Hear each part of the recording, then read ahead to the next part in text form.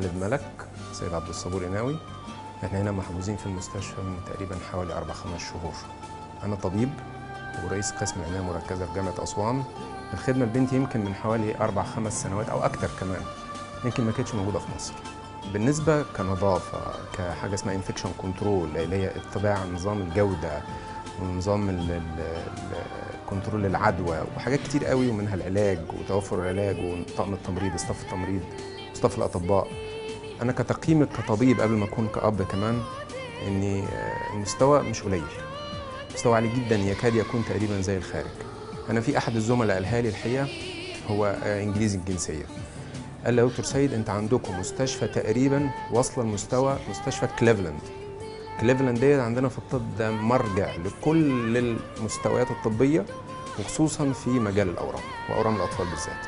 الحقيقه الجيش انا مهما شكرته مش هعرف اوصل الحقيقه لكلمه شكر حقيقه، يعني ان الجيش فعلا مش صمام امان بس، لا ده جزء لا يتجزأ مننا احنا. لما الاقي من اصغر عسكري لاكبر لواء موجود وبيجي بيزور المستشفى وبيدعم المكان، حقيقي يمكن انا ما بعرفش اجامل، ولكن ده بيطلع من قلبي ان احنا عندنا الحمد لله رب العالمين رجال في مصر اسمهم رجال الجيش.